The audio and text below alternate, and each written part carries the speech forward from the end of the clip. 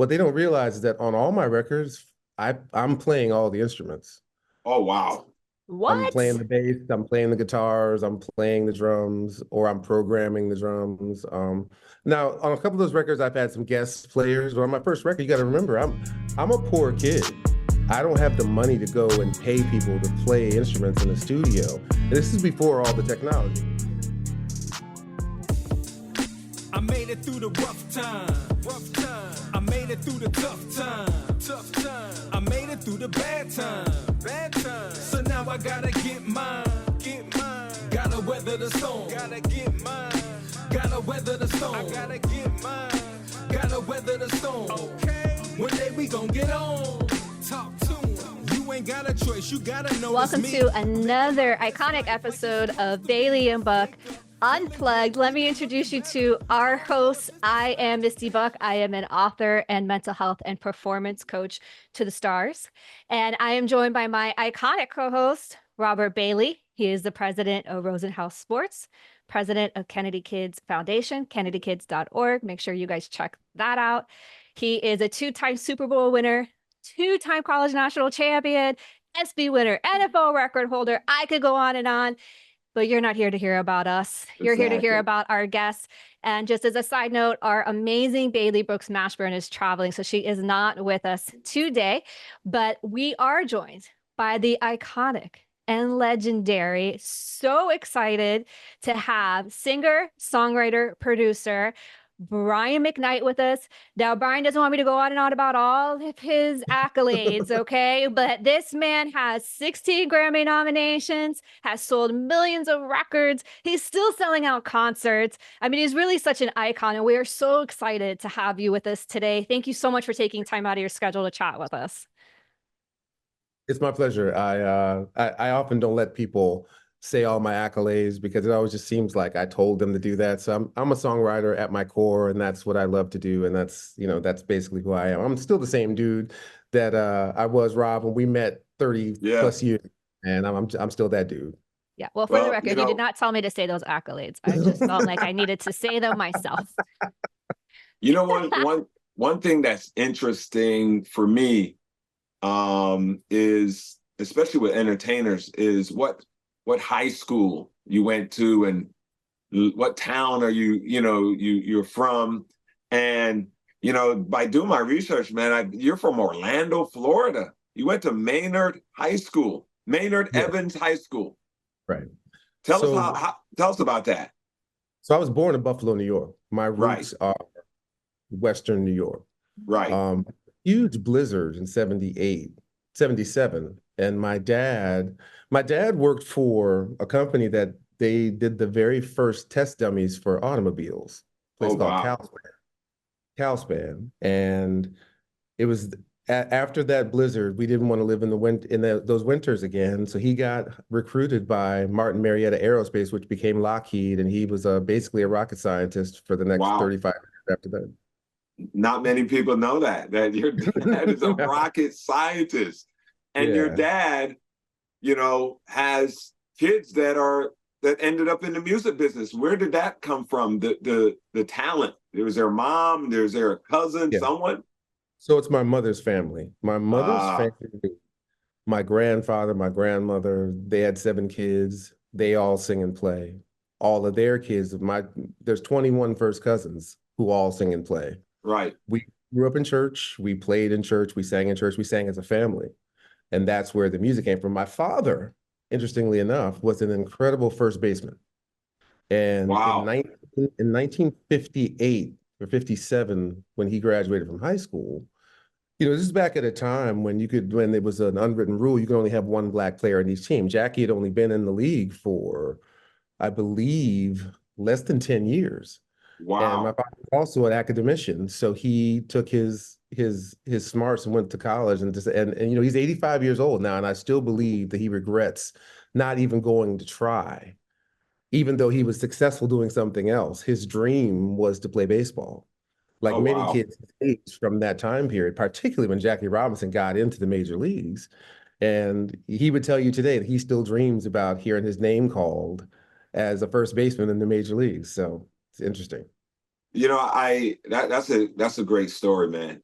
everybody, especially at our age, because our parents and grandparents before us was doing such, lived during such a very organic time. Things were changing in the world. There was a lot of racial divide, and then we have now us, and I look at people at our age group as like in the middle, and then now we have the age of internet and technology, and you have different trans playing in different sports, and something that I never thought I would ever see in my time here on this earth. And it's just so much change that we've all gone through. But with that being said, I know you play a lot of instruments. Right. Tell us how many instruments you play. I want to get the real story. I play 9. I can play 9, but for the most part, in my everyday life, I only play 4. So I'm known mostly as a piano player. I play piano. That's like the main thing people know me for. But what they don't realize is that on all my records, I'm playing all the instruments. Oh, wow. What? I'm playing the bass, I'm playing the guitars, I'm playing the drums, or I'm programming the drums. Now on a couple of those records, I've had some guest players, but on my first record, you got to remember, I'm a poor kid. I don't have the money to go and pay people to play instruments in the studio. And this is before all the technology, before all the drum machines, before all the auto tune, before all of that. So I'd have a day in the studio where I'd have to record 5 or 6 songs. And because I was the writer and the producer and the artist and the musician, I could just get that done being in there by myself. And that's how I did all my demos. And it continued. That was the fun part for me. The standing out in front of people and singing is cool, but the fun part in there crafting the tunes and playing all the instruments and doing it. And I didn't really advertise that because, again, the same way I didn't want my intro to be self-serving, it was by necessity. It wasn't because I thought I was that, because I wasn't a great player then. I've gotten great over time, I think. Did I just say I was great? I'm sorry. I've gotten a lot better over time. That's funny. Over time, but it was a necessity to be able to do that. And I wanted to be self-contained. I didn't want to have to try to tell people what was in my head, because I play I'm self-taught too. So I didn't take lessons on any. That leads me to my next question. You are what I would call a musician, right? For my definition in my head, would you say, based on the fact that you had to learn so many instruments and so many instruments, and you can go in and basically play instruments in the studio, record. Now today, with all the technology, would you say that the younger generation of artists today, would you label them as musicians, artists, or just singers and rappers? Like, how do you look at them? Because they can't play.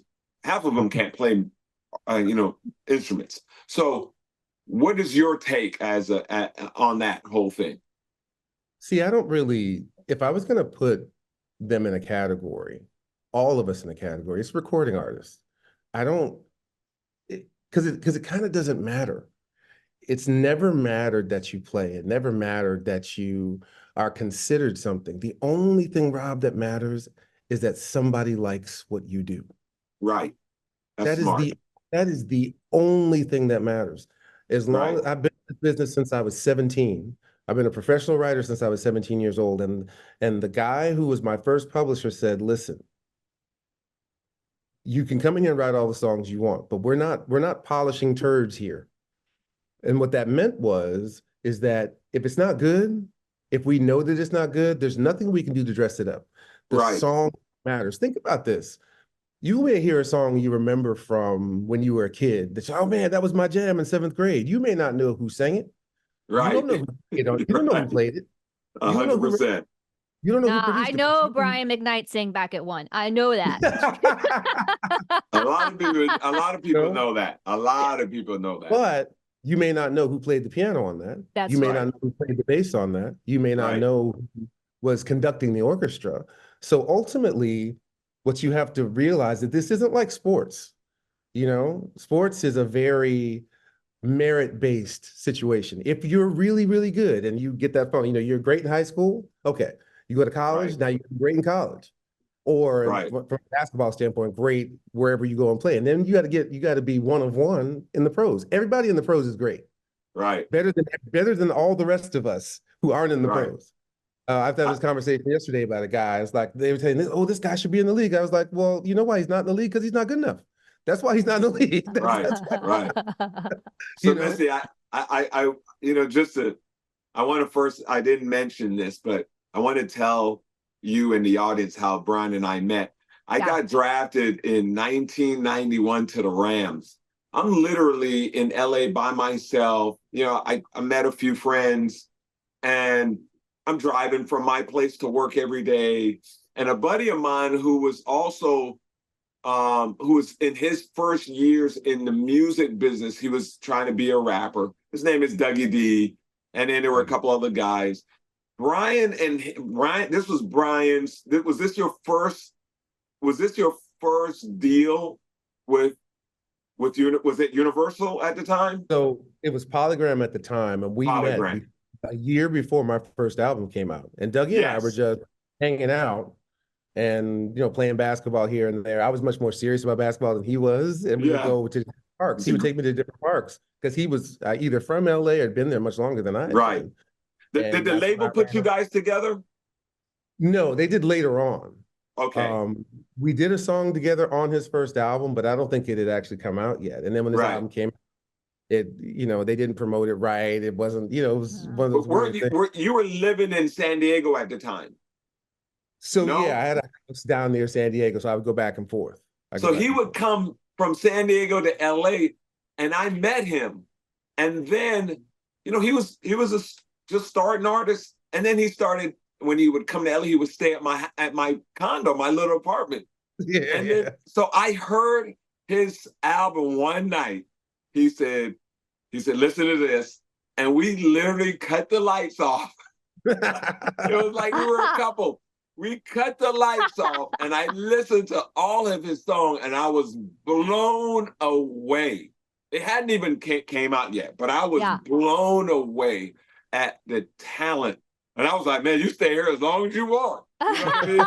It was such a fine moment because we were both young in the business, and I was in the professional football business, and Brian was obviously trying to be you know, an entertainer, an artist, a singer, and get into the business. And it was just such an organic moment. Today, that would never happen, right? That would never happen. People aren't really going out meeting people like that. You know, everything is done through the internet. Everything is done through social media. But it was That's just how you and me met. yeah, it was just such an organic time when Brian and I met. But I want to get back onto what Brian was saying about, you know, just having people love your music and so forth and so on. So Brian, there's so many platforms out there. Now, what we're dealing with and what you guys are dealing with is streaming. And I listened to Snoop Dogg talk about how much he really dislikes streaming because he does not see the financial gains from it. And he's always like, man, I don't even understand it. What are your thoughts on the whole streaming business? Because we as you know, the audience, we pay a one-time streaming fee, and then we listen to whatever songs from whatever artist, and we don't pay another dime. So how does that? What's your take on it, and your thoughts on the not making the money like the way it was the process in the past? Well, it's interesting. I'm not sure that. See, Snoop and I came up at the same time. When you would sell a CD, you make money. Well, not necessarily. See, it would take so much longer, and how many hands and things that had to go into that. I think that the way we get paid from streaming is much more conducive to how it actually is. I'll Right. give you an example. See, if you have a million thing next to your record on Billboard, that isn't necessarily what you've sold. It's what you've shipped. Ah, So the way the record companies would fudge that is saying like, oh, okay, so we sold them wholesale. You really only sold 600,000. I mean, there's 400,000 that are out there. Now it's going to take 18 months to figure out how many limos you took, how many oh, uh, wow. hotels you stayed in, how many FedExes we sent, You how may end many. up owing So, them money. so I'll tell you what, I've produced and written for lots of artists. There are very few of those records that have sold. I've had the hand in the sale of over 150 million albums between my own and other people's records. Wow. I think only one of those albums is actually profitable. All the other records are in the red. Oh, wow. That's from all the, that's because they're, you know, We call it creative counting. accounting. What do they Creative call it? accounting.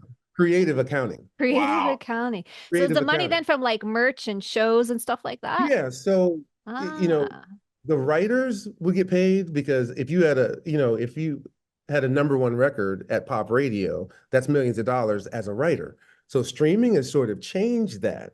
As an artist, you'll get 0.0022 on most of the platforms for every stream. So if a billion streams is like $2 million to the artist and about 6 or 7 or 8 million to the label, whoever owns the copyright.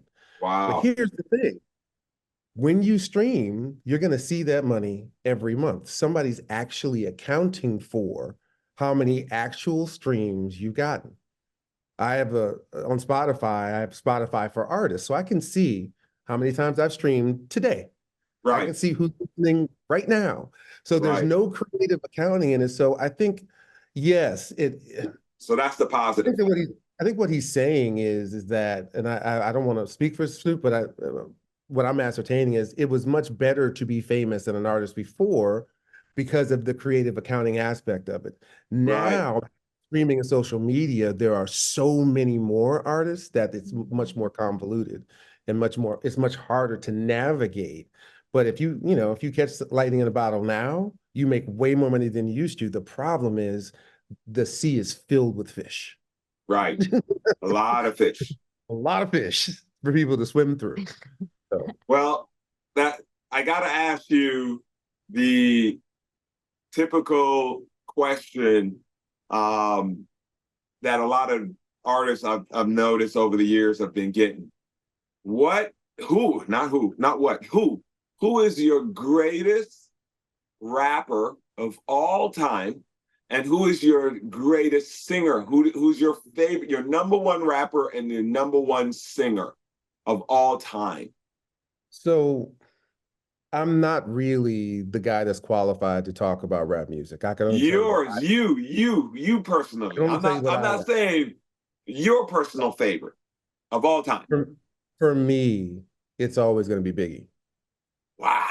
That's me too. That's me too. And I don't know if it's, because I like a story. I like Right. Biggie. Having met him and realizing that he was the real thing. From a talent perspective, though, it might be Eminem. Wow. ooh, Just the yeah, body of work and Yes. storytelling. yeah. But there's something that happens when one of those Biggie records comes on that is Michael Jackson like. Yes. Yes. From a rap perspective, that I'm not sure. And again, there are other songs when some of the stuff that Dre and Snoop did, when the song comes on, yeah, that's my jam. Yeah. But Biggie's got so many of them, even the ones that were just, so Biggie's on your top list. Biggie's at the top of my list for me because singer and now singer who's R&B singer, whatever singer you want to. What singer is your number one singer? See, the greatest singer I've ever heard. Yes, it's going to be a very controversial thing because for me, it's about what you do live. Right. There's nobody who can sing Journey songs like Steve Perry. Wow. Yes. Steve Perry. I'll tell you something. And as much as I love Steve, and I'm not saying he's better than Stevie, I'm not saying any of it, but if you went and sang for Journey and had to sing those songs and those keys the way he did, there's a reason why he doesn't sing with Journey anymore because, it's hard to do. Right. But for me, it's probably Stevie Wonder. It's Stevie Wow. Wonder because every singer that sings today bases something that they do on Steve. Wow. Wow. So two Steves for you. Yeah, But that's great. female wise, feeling is Whitney. Of Yeah. course. Yeah. Whitney But is when Whitney you is sit my in the number one. audience, when you sit in the audience at a Celine Dion show when she was at her best, nothing like it, Yeah. brother. That's so sad, man, that Flawless. the one, Flawless. it's so sad the one purpose for her talent, her stardom is what she's dealing with in terms of, the disease that she has. Man, it breaks my heart because she's also one of my favorites. I'm not I'm not a big rap guy. I'm Yeah, more of like I love music, and Celine Dion was always one of my favorites. Whitney was one of my favorites. Adele now is one of my favorites. If I haven't named, I didn't say Luther or anything. My mom loves Luther, but I don't know that I love the women and I love, how they sang. But yeah, Celine, I feel so bad for her, man. It's tough, but I love her fight, and I love the fact that she's very, she's very transparent with it. So that's great, man. I love the fact that you have such, you're not like your love for music and artists is from a different standpoint, and it's really because of the education, the amount of years you've been in this. You know what to look for. You're not dealing with all the the technology and the internet that makes people sound. A lot of people you ask this question to, they give you some artist and you go, what? Like, they don't even know that we are creatures. We're creatures of what we like. Yeah. And I would never knock anybody for liking what they like. It is universal that you should be able to decide what that is. Just because I like something doesn't mean, and that's the beauty of being human, that you have a choice. You have a choice to like whatever it is you like, when that goes from cars to clothes to fashion to anything. And that's what makes us all individuals. Nobody, the beautiful thing of growing up in the country where we are, I've been to some of these countries where they tell you what you're supposed to like. And that's not the way, 100%. Well, Terry Crews and I, we were talking the other day. We're going to interview him soon, but Terry was talking about the mentality that coaches have in professional sports and how it really affected his mental health. And me and him played together at the Rams, and I know what I understand and know what he's talking about because I dealt with it in the music business, especially with the labels, right? A lot of artists are being shelved or whatever is going on, the decisions that labels are making and that don't really align with the artists. In your experience, and you've dealt with different labels, so forth and so on. What's maybe one of the craziest things a label has said to you that you may not have agreed with, that it really affected you mentally? That's an interesting question because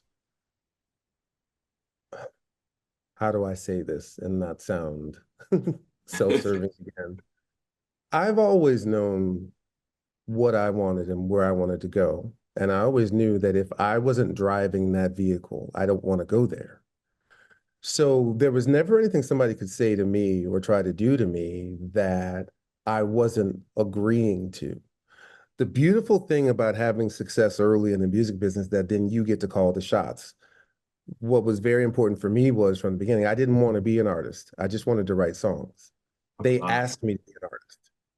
They said, well, who's singing the song? Like, well, I am. I was like, well, who's producing? I was like, I am. Who's writing? I am. I was like, well, do you want to be a recording? You want to be an artist? I was like, well, the best vehicle for that. I am my favorite artist to work with. So I decided to do that.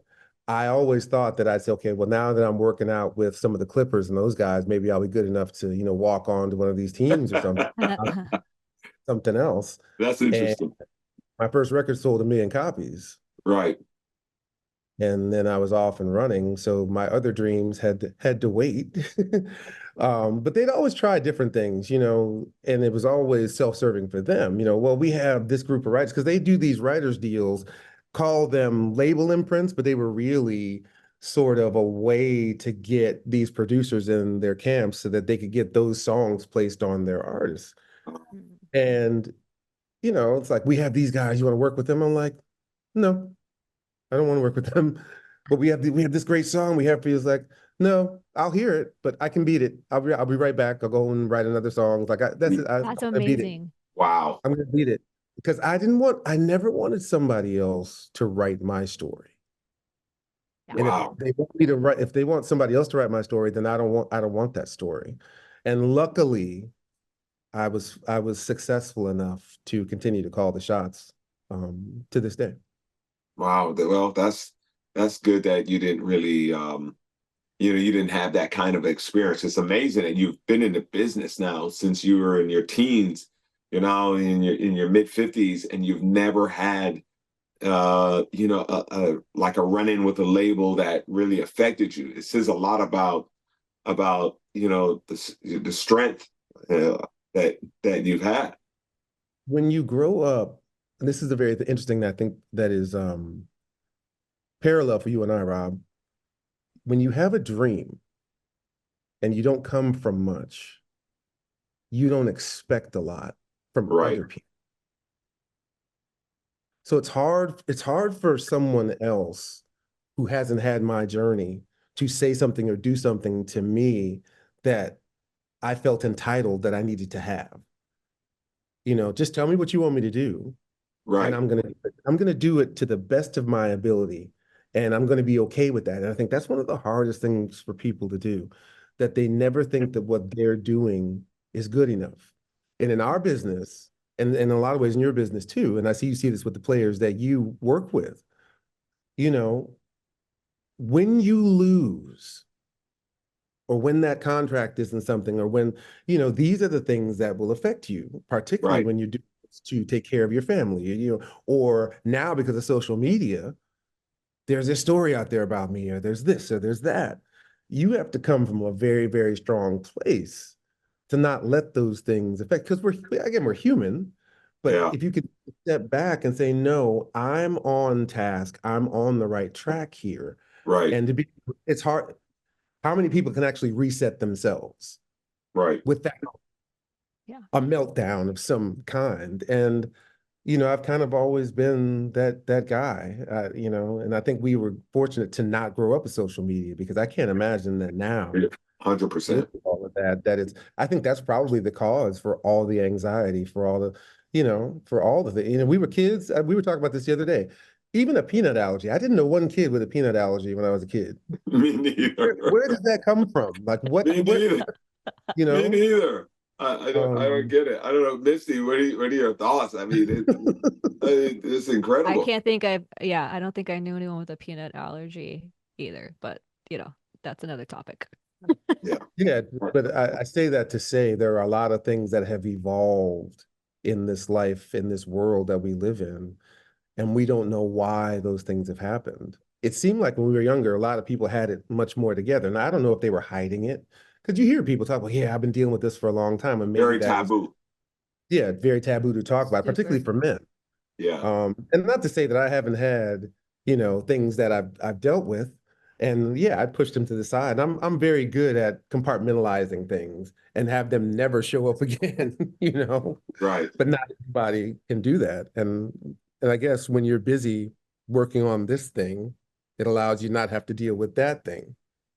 Right. And and eventually it just, whatever that was goes away. Because again, things are never as good as you think.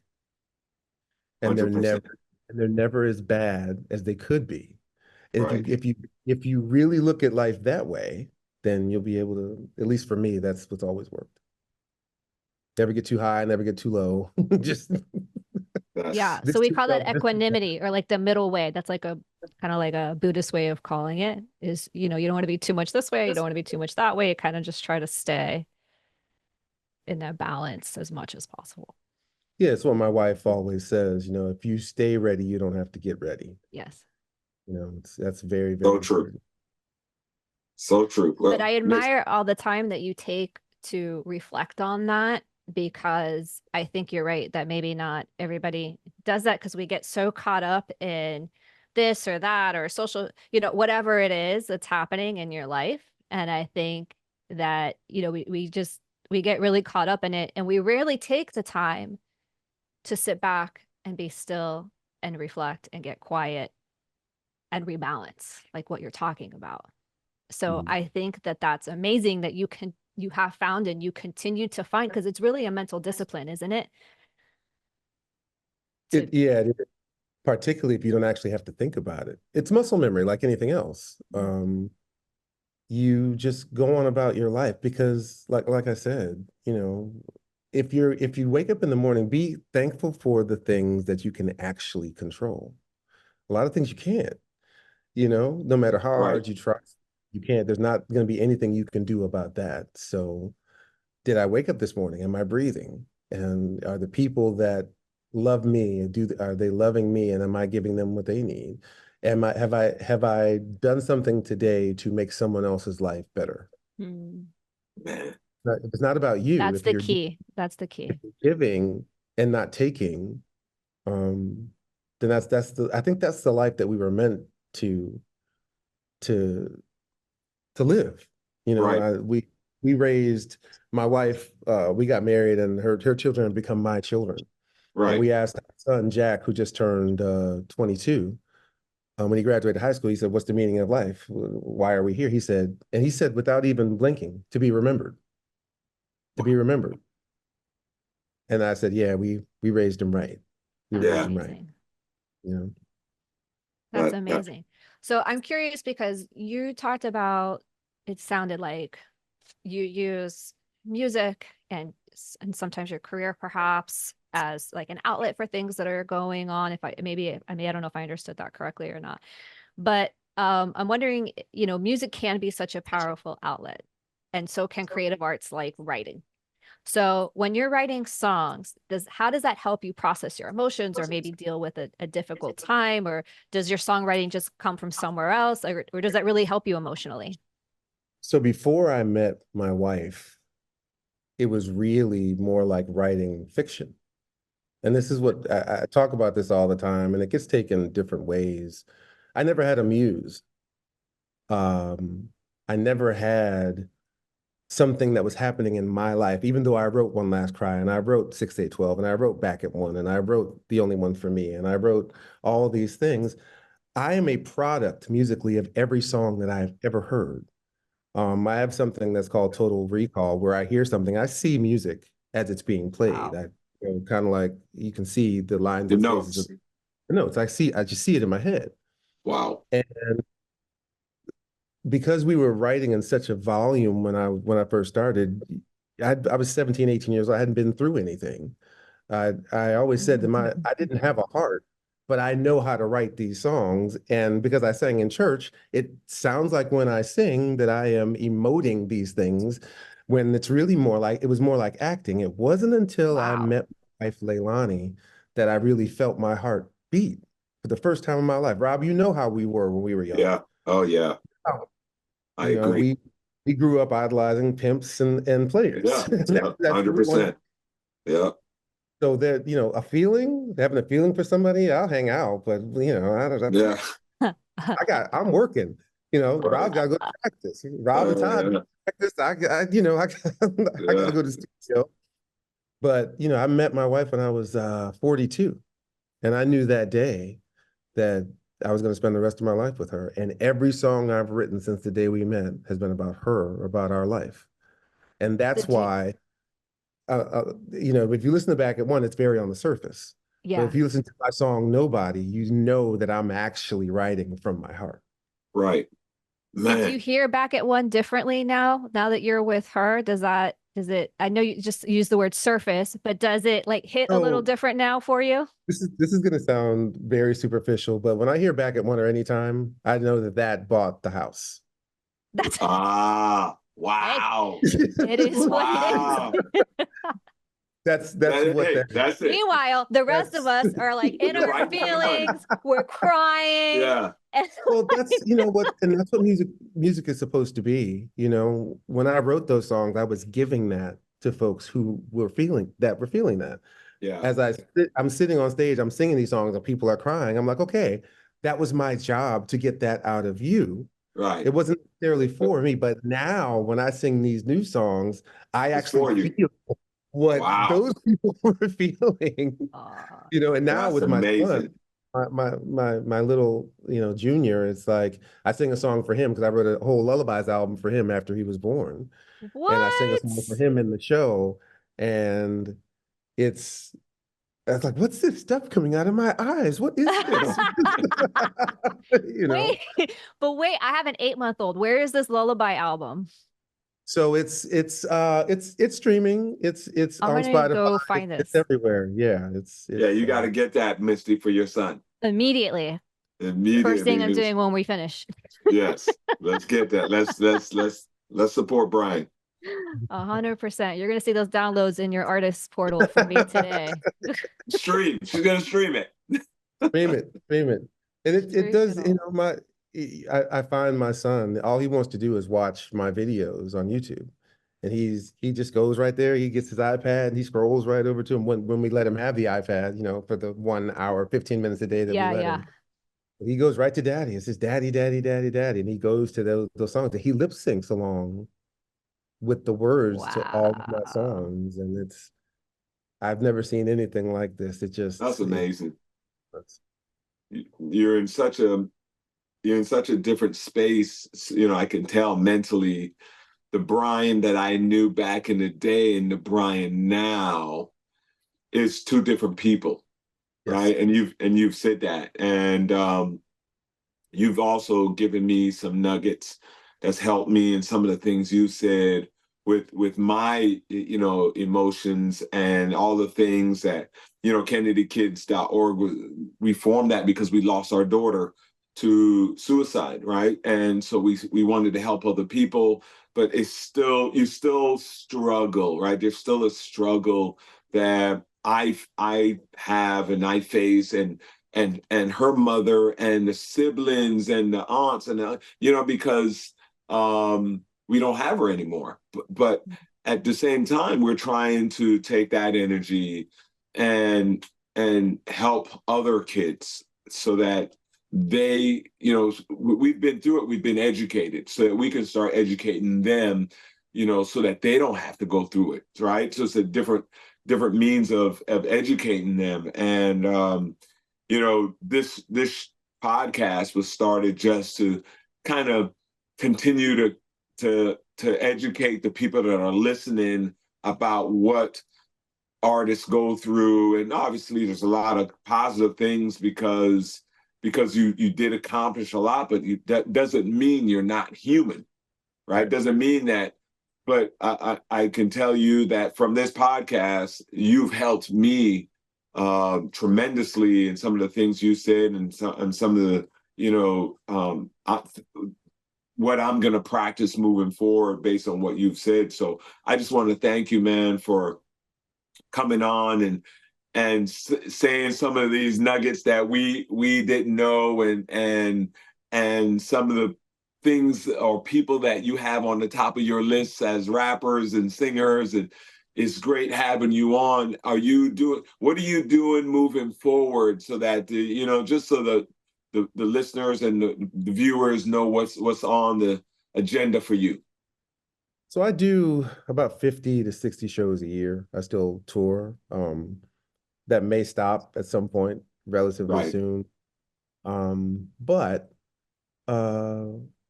we talked a little bit earlier when we weren't on yet that it's hard when people still want to come and see you to tell them no. Right. And That this is my last show, maybe. yeah, but I never wanted to be that guy who they have to sort of wheel him on the stage. Right. That's when I'm not at that point yet. And having a young child wanting to be there. I mean, we take him to a lot of shows and, we end up, you know, you know, leaving him with his grandparents sometimes as well. And I hate being away from him.